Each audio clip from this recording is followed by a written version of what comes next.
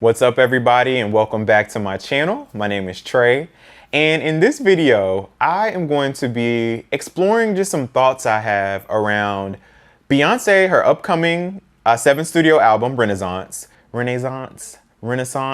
however the hell you want to pronounce it, is however you want to do it. As I've been consuming and just taking in all of the goodness that has been this album's rollout, which has been completely different compared to both her last two albums, so Beyonce, her self-titled album, and then also her 6th studio album, Lemonade. With this rollout, in my mind, I keep thinking, is this going to be the one? Is this going to be Beyonce's biggest project of her career? And when I'm saying most successful album of her career, or most successful album ever for Beyonce, I'm specifically thinking album sales. So those numbers, the units that she's selling. And if I pulled it in a little bit more, kind of focus that album sales term in more, I'm thinking first week sales. Will Renaissance be her biggest, will it be Beyonce's biggest first week album sales of her career? And honestly, looking at a lot of the factors and pieces that are in play right now as they just go full steam on the marketing and promotion of this project, I really think it may be. And to be a little bit more dramatic, as I've crunched numbers and have been doing some research, which I'll talk through that more in the video, it seems to me that B she might hit that rare feat of selling 1 million copies in her first week. I'm not sure. And I might be crunching the numbers too much, because, you know, sometimes you type. But it really does seem as though a lot of pieces are in place for her to hit that rare feat and have an album that there have only been 21 albums that have ever sold 1 million copies in their first week. So 21 albums that have sold 1 million copies in their first week.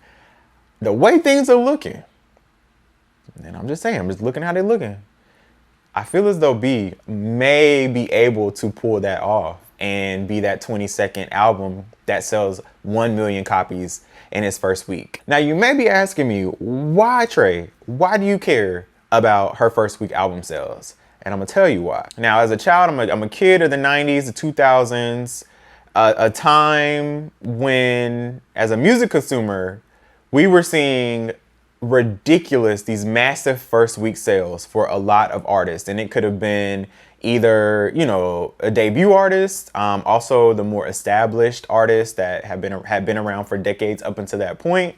But that was a time period when first week sales were a big deal. Artists, whether you were a debut, a new artist, or a more established artist who had been around for years or for decades, that era specifically, it was a time of these massive first week sales. And not 1 million copies, because as I've told you all, there's only 21 albums that have sold 1 million copies in their first week. But it was pretty normal. It was pretty standard for an album to sell 200K, 300,000, 400, 500,000 copies in its first week. And again, then that will continue to grow and build to where an album will be certified as gold, certified as platinum, in many cases, eventually certified as diamond. People were going out and standing in line overnight, oftentimes, to purchase albums. There was just a different conversation, and I guess you could say the valuation of those physical copies, and that whole process of buying an album, it was different. Now, with the streaming era coming in and that being our norm now, a lot shifted for artists when it came to first week album sales, their projects in general. Clearly, the industry as a whole has completely changed, as well as just the overall business of music and the business of selling albums has completely changed. The focus on first week album sales, it definitely stayed, it remained.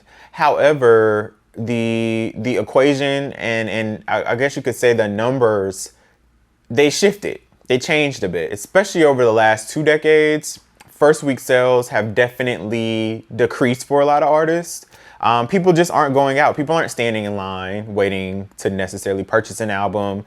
The strategy has changed very much around how albums are marketed, promoted, and where resources and energy is focused for a label, and it's not necessarily on physical album sales. A lot of artists can top in the Billboard 200 chart with less than 100,000 in sales of albums. And that's physical sales, but also the album equivalent sales from streaming. There are still, though, a pretty select few artists that can push, 500, 600,000 copies or more in their first weeks. And then there's also that very, very, very rare elite group that can say that they have sold 1 million copies in their first week, which is also now a super, even before the streaming era, a first week sale of 1 million copies is a big deal and was not a norm for most artists.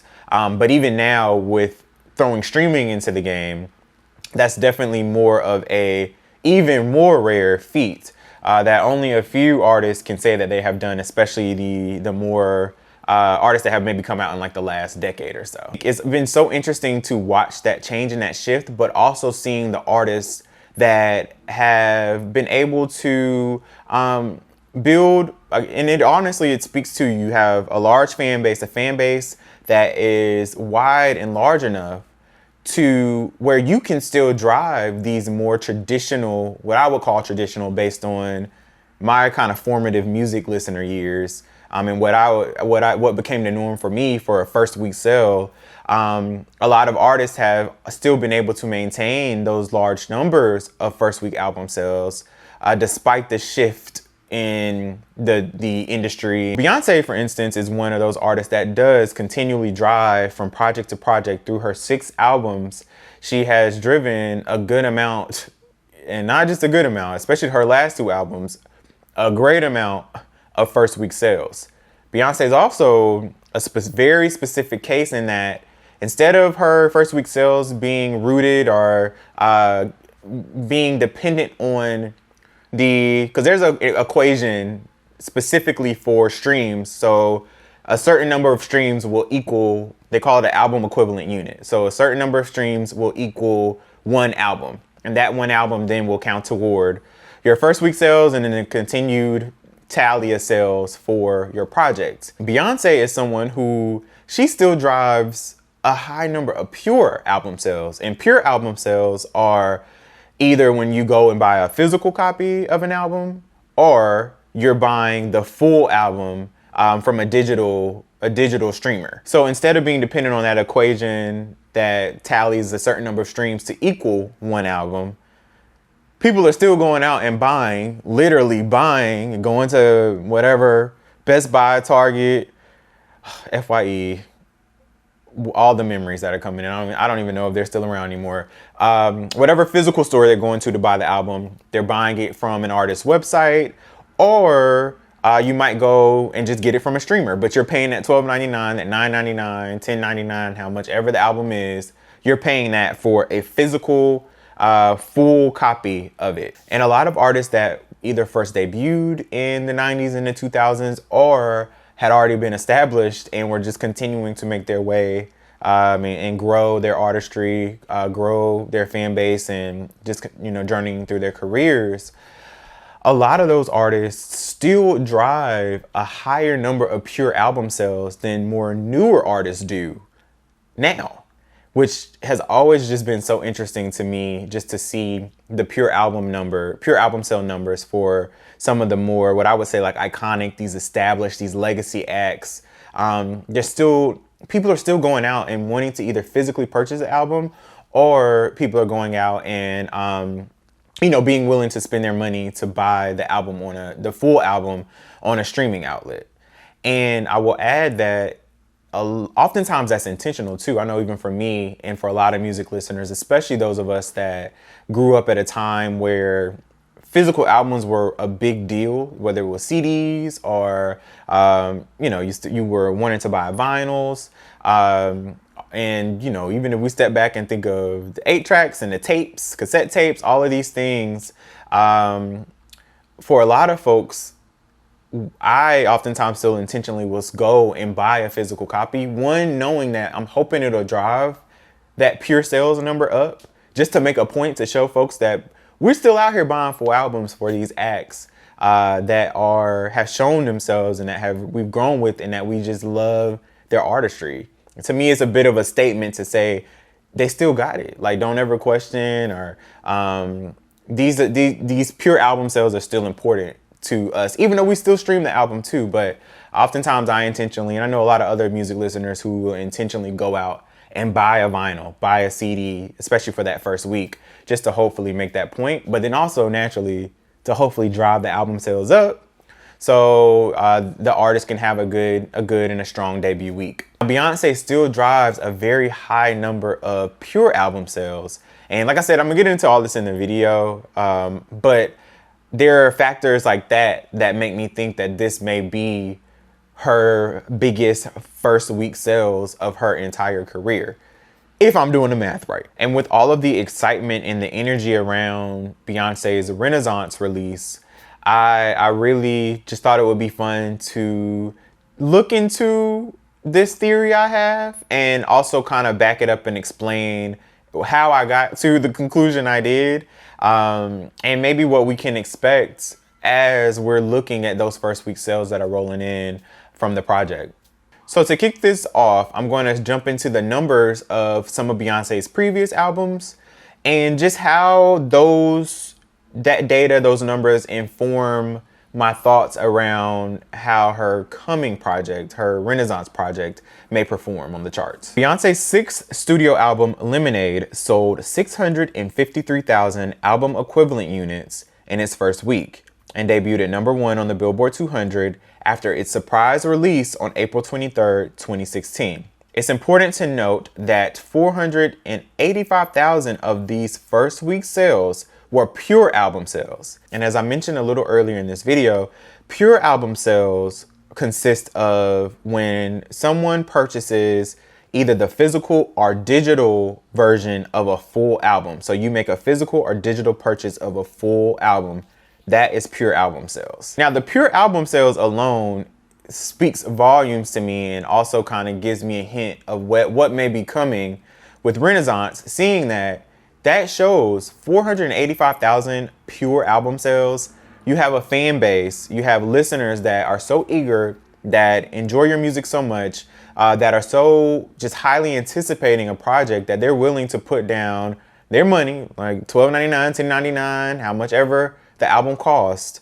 They're willing to put down that money to buy a full album versus just streaming it and those streams adding up. Pure album sales aside, her streaming numbers for Lemonade are also a pretty big deal, seeing that Lemonade was exclusively streaming on Tidal. That was the only place you could stream that album. That's a big deal. And again, that also kind of gives me a hint of how Renaissance may perform when it is available on multiple streaming outlets versus on one streaming outlet, as her most recent project was.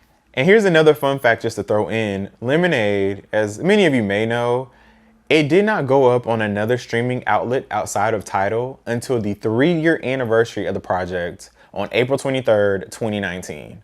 So for 3 years, it was exclusively on Tidal, and all of her streams for those 3 years were coming exclusively from Tidal. Now, taking it back to Beyonce's 5th studio album, which was her self-titled Beyonce project, that album sold 617,000 album equivalent units in its first week, and it also landed at #1 on the Billboard 200 after its surprise release on December 13th, 2013. Now, these first week album sales definitely stand alone because there was absolutely no marketing or promotion done for Beyonce's self-titled album. Nothing at all. It was a true surprise release. Nobody knew it was coming. I remember at that time we had all largely given up on the fact that we were going to get an album by the end of the year, and we had just moved on. And she dropped December 13th. She dropped the project.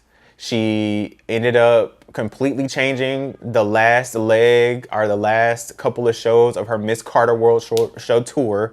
So it was I think it was her New York shows, Brooklyn. Came back with a whole new concert and a whole new album, and we were all just like, what just happened to us? We were not expecting this at all. So for her to pull 617,000 copies with no promotion at all, not even a pip, a beep, or a bop. We didn't know what was coming. We didn't know anything was coming.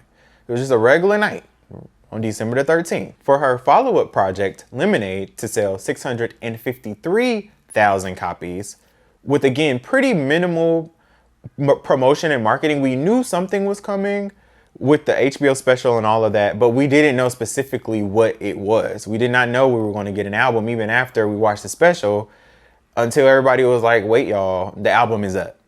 The show was over, the album is up. It's happening. Those are over 600,000 units of a project with minimal promotion. That alone has me thinking, well, what is going to happen now that Beyonce has gone the more traditional album marketing promotion, new release rollout? She's taken a more traditional approach versus doing surprise releases. Those numbers speak for themselves. And also with the anticipation that's been built over the years since she has not dropped a new project, to me, it just speaks to, I feel like the numbers are going to be larger. They've got to be larger. And you've got more time to get people prepared for it. More time for people to get hyped up for it. The numbers speak for themselves. 617,000 copies of Beyonce Self-Titled. 653,000 copies of Lemonade. Neither of them had any real traditional promotion. Both surprise projects of some kind. Renaissance ain't no surprise project. We know it's coming. We already pre-ordering stuff. You can't tell me, one, that there had to be some thought around her taking this approach.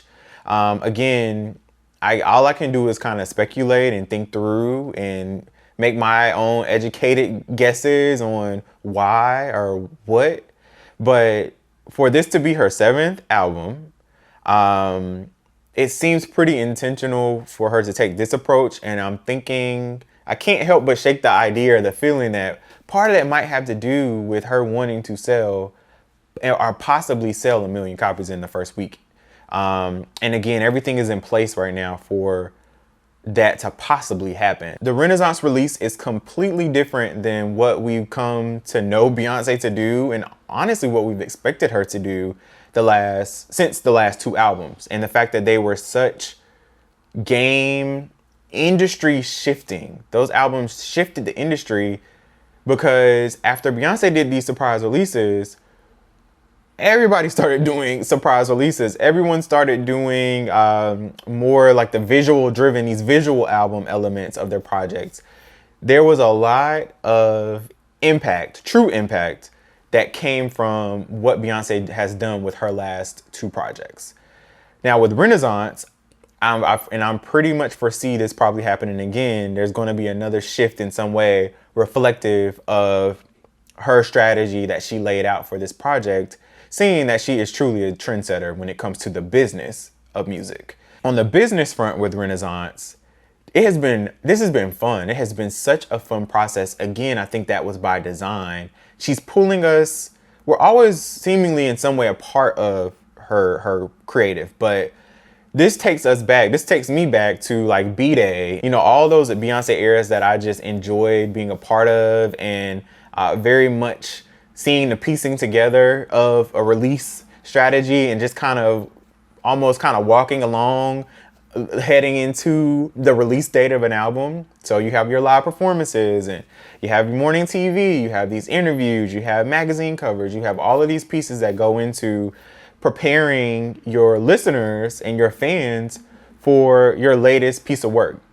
And Renaissance is very much in this very just elevated, and in its own way, it's a little moody. A lot of the visuals are it's like this sci-fi, also, but then like a little bit dark, moody narratives. But then also a little bit still fantastical as well. Like her Vogue shoot was super fantastical. It's this really cool mashup of creative elements that it's pulling so many people in. It's making us interested. It's driving conversations, and it really has us thinking. Now, elementally, Beyonce has made this such a fun process. This road to Renaissance, this path to Renaissance. And it all started June 10th. That is when it was revealed and people noticed that where are Beyonce's profile photos on her social media accounts? And that sparked the conversation. People are trying to figure out what's going on. Is it Ivy Park? Is it some other random release? A lot of people hoping it was an album. But we're used to surprise releases at this point. So a lot of folks were thinking like, okay, this may be a red herring. It may not be for what we think it is. Then just a few days later, June 16th, her Vogue cover drops, British Vogue cover drops. In her cover story, it is revealed that we indeed have an album coming. And then on that same day, on the title account on social media, on Twitter, it was revealed that the album will be dropping on the 29th of July. So in this very small pocket of days, 6 days, so a little bit under a week, we go from knowing nothing, a bit of a tease of something, and then basically everything being revealed that a project's coming, this is the name, this is the release date. That gave her a month and a half to continue to build anticipation around a project that folks are already excited and ready to engage with. But now that we have these visual elements to go along with it, that continues to build the emotion and our connection with it. And 4 days after the Vogue cover is revealed, we're already thinking, okay, well, maybe there's some music coming. Maybe she'll wait and we'll all get it in one sitting. When the album releases, we get the lead single from the album, Break My Soul. And again, all of these perfectly timed elements to continue to build anticipation, to me, is hinting that B and her team, they all very much want folks to want to buy this album. They want us to show up. Clearly, they want us to stream it. These are great tools to use if you already know your base with no marketing and promotion of an album. Your base of first week sales is 600,000 plus, no marketing and promotion. Can you make up that difference of 400,000 or 350,000 ish if you look at her Lemonade numbers of 563,000? Can we make up that difference of around 400 to 350,000 albums off of just doing some dope marketing and promotion, knowing that people are also going to stream it too anyway? It's got me thinking, y'all. I'm telling y'all, I am convinced that it may do it. It may sell 1 million copies in its first week. And then along with Break My Soul, you then have the boxes. She's selling these pre-sale boxes that have, multiple elements. But for me, when it comes to the conversation at hand, the most important piece of that box is a CD comes in it. So that's also going to count as a pre-sale for the first week. You get 4 options, 4 choices, 4 poses. We don't even know what that even is in reference to. Is it on a t-shirt? Is it poses on the t-shirt? Is it different album versions of the CD or album cover poses? We don't know what the poses are. But then them boxes sold out and you can't go try to get a box. You ain't gonna do it because there are no boxes to get. They sold out. Again, I'm thinking that is such a perfect way to, again, pull listeners that are already excited about a project in. You're getting a t-shirt. You're getting a CD. You're getting a surprise element related to a pose of some kind. We don't know what it is, but we were excited to scoop them up. On the quantitative side of things, that's naturally providing you an opportunity to continue to grow off of what you may already naturally have projected in your mind as your first week sales. That is an additional how many ever boxes they sold, we don't know. But those are a set number of pre-sale CDs in those boxes. And with the 4 poses, that means that a lot of people possibly bought 4 boxes because they wanted all the poses, That is already built in. You've already built in a base of first week sales. And again, we don't even know how many boxes were sold. We don't know how many, the quantity that was available. So it could be anything. But again, just another way to kind of pad, another way to make sure that you are getting the message about your album out. You're building excitement around the album. And you're getting the pre-sales. Pre-sales are important for all artists. And oftentimes when you have an additional piece tied to the pre-sale elements, or whether it's like merch of some kind or a poster or whatever, that's going to make people that were already going to most likely buy the album or buy a pre-sale album anyway, that's going to make them act even quicker, because they're looking forward to just taking part in the moment and also having this artifact from the release. Like I said, whether it's a t-shirt or poster or just something else to go with their album. Such a smart strategy. And again, it seems very intentional when it comes to what we're looking at, the possibility of 1 million copies in the first week. Along with the boxes, to add to the marketing and promotion elements, Beyonce, she joined TikTok and was sharing videos of folks, you know, singing Break My Soul, the lead single. And she also released an exclusive cover, like an exclusive vinyl sold on her website. The exclusive vinyl had a cover completely different from the Renaissance, the album cover. So just exclusive cover, gorgeous photo. And she also released a marketing video, like a teaser video of the vinyl, where you could see some of the art elements. So the in book, the photos in the jacket sleeve, the vinyl sleeve. You could see like the vinyl cover, and then also you could see the front and the back of the vinyl. So again, a very, very well thought out way to share and promote that this exists for listeners and fans. But again, when she sold, the vinyl was up for probably, I want to say a couple of weeks. I think maybe a week it was on her site. There was no cover for the vinyl. So you just knew you were buying a vinyl that looked like something. Baby, when she put up the cover art, the vinyl sold out. Very shortly after that, the vinyl sold out in full. So yet again, you have more pre-sale, another pre-sale outlet or a pre-sale avenue to continue to add to what your first week sales are going to be for the project. All of these different elements that have been a part of this era and just the sharing of Renaissance with listeners and fans of Beyonce, they have all really worked together to, more than anything, just build awareness around the project, build excitement and anticipation around the album.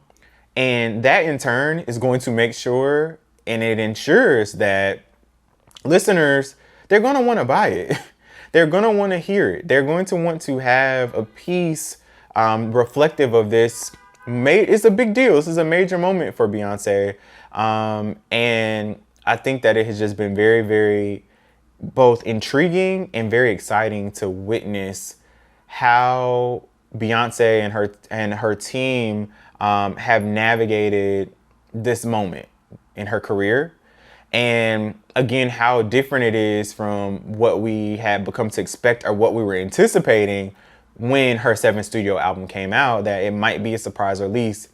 She completely flipped that strategy over, did a whole 180, and it's just been very refreshing, and it's been very fun to go through this process. And I think all of that's going to work together to also just have people show up and want to, support this album, but again, just want to buy and have their own copy of it, and drive, hopefully, as I'm thinking, it's going to drive those first week sales up. All of this works together for the good of the first week sales. It really does come together. And we're going to see if what I am anticipating, if it actually happens. But all the pieces are definitely there. They're definitely there. And also, unlike Lemonade, Renaissance will be available on all streaming platforms. So you could buy Lemonade, you could buy the full album, but you could not stream it. So, except for on Tidal. So Tidal is the only place, as we talked through for 3 years, that you could stream Lemonade.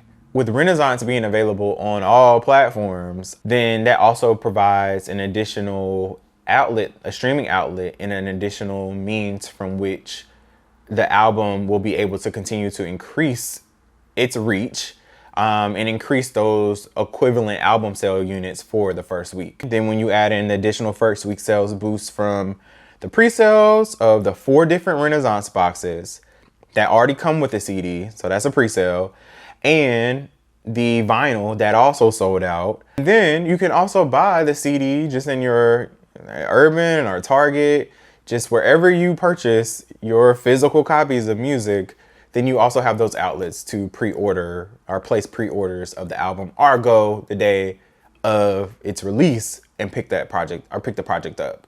So it's just all of these different avenues through which to continue in that first week to drive those sales up. So combining the first week sales of Beyonce's past two albums, Lemonade in 2016 and then her self-titled Beyonce album in 2013, you add in all of these pre-sale opportunities that have presented themselves, the general marketing and promotion strategy around Renaissance that has been so exciting and just thrilling to watch, honestly.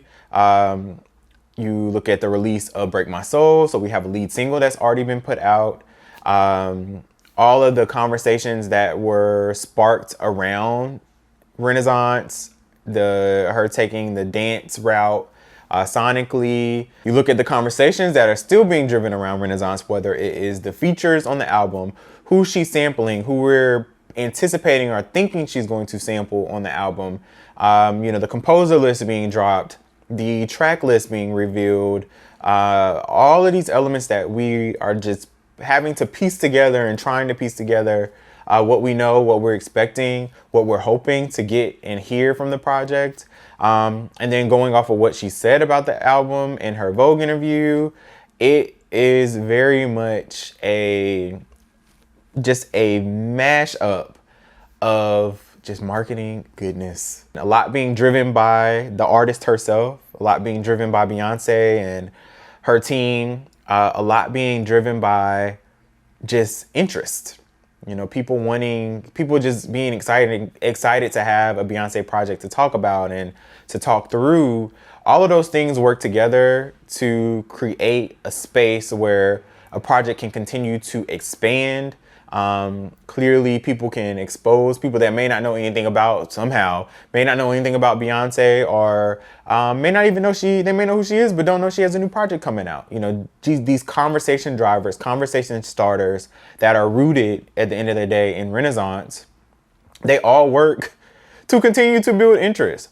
Building interest most likely is going to work toward people being willing to buy an album, or if they're not going to buy it, at least stream it to hear, well, what's the hype about? What are folks talking about?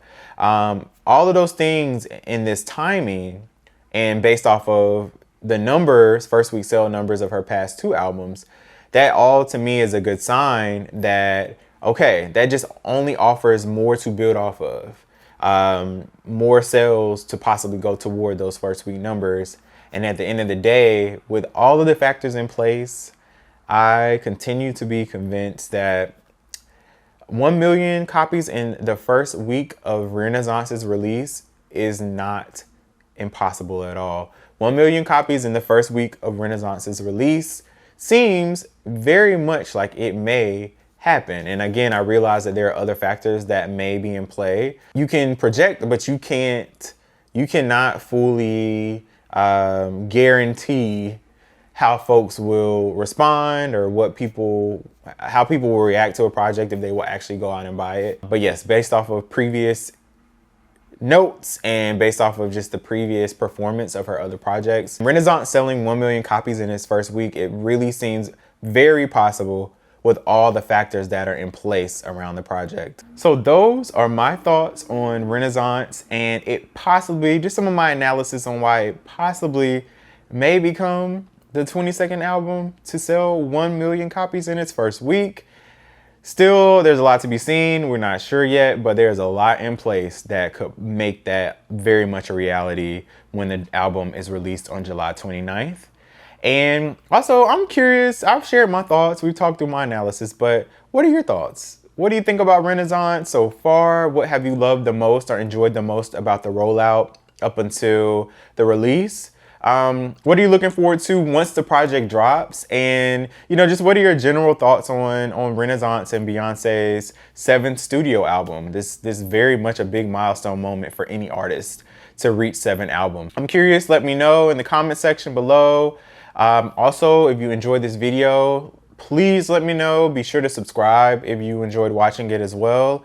Give me a thumbs up if you liked it. And yeah, just be on the lookout for more videos tied to just music analysis and music critique. Is something I really enjoy talking about, and something I'm excited to explore more on my channel. And again, I'm Trey. Thanks for watching, and I'll see you next time.